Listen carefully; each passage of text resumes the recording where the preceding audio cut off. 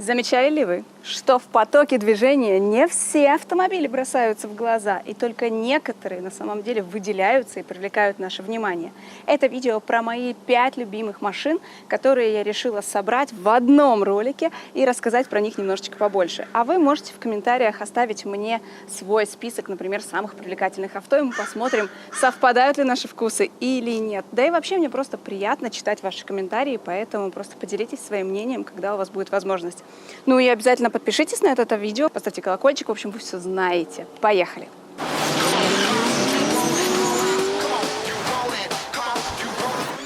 А открывают этот список многими любимая марка Mini Cooper. И это не просто потому, что я девочка, а всем девочкам априори нравятся миники. Во-первых, не только девочкам, а во-вторых, не всем.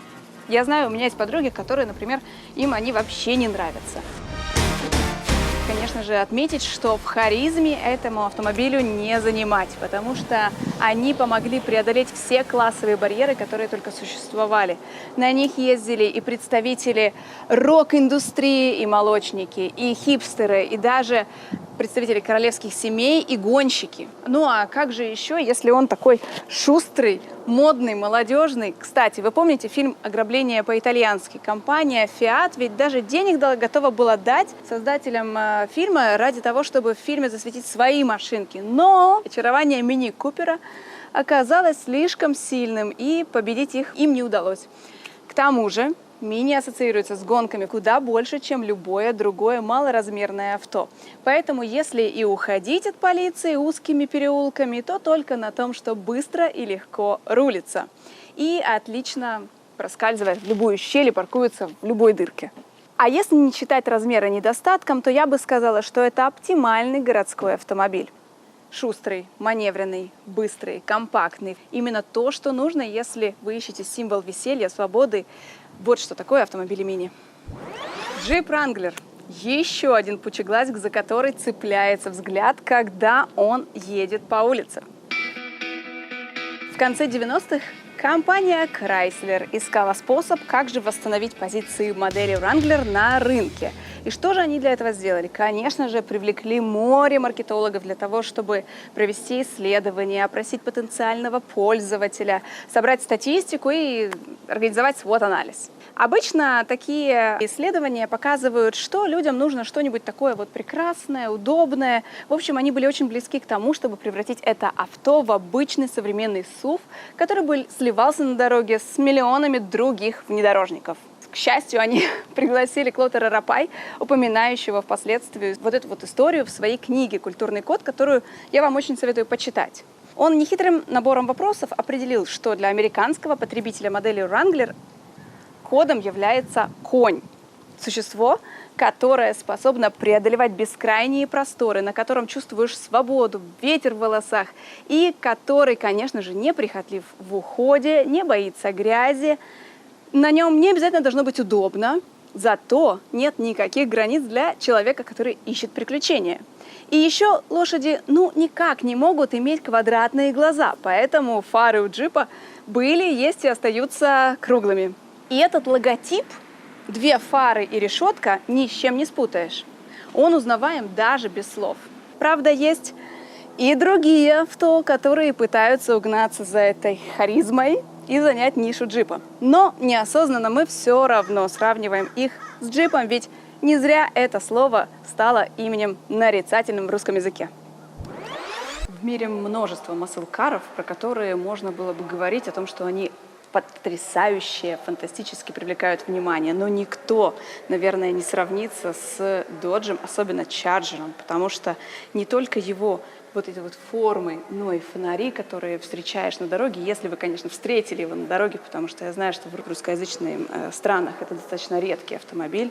Если встречаешь на дороге этот автомобиль, то он покоряет своими фарами, как передними, так и задними. LED-фонари просто фантастические в этой машине. Не зря это самый любимый автомобиль, который снимается в голливудских фильмах. Режиссеры его просто обожают и очень часто привлекают именно эти машины для своих роликов, для своих работ. Например, в фильме «Форсаж», который был снят еще в 2001 году, у Вина Дизеля был именно такой, но не такой, а 70-го года Dodge Charger RT, на котором он сам боялся ездить. И вот те кадры, когда машина, преодолевая препятствия, в последнюю минуту, уходя от поезда, спасала жизнь главному герою, доказывает еще раз то, что на этот автомобиль можно положиться и что он действительно умеет доказать свою привлекательность, практичность и незабываемость. А кроме того, их очень любит американская полиция, потому что, ну, кто еще будет таким привлекательным и опасным в настоящей жизни? Спортивные автомобили очень часто привлекают множество внимания, особенно если это корвет. I love this car. Nothing but incredible memories. Даже президент Америки выбирает корвет, который у него хранится в гараже с 1967 года. Именно в этом году он женился на своей супруге, а эта машина была подарком от его отца на свадьбу. Обратите внимание, ведь это та самая мыльница, от которой невозможно оторвать взгляд, и уже 70 лет она восхищает своим дизайном.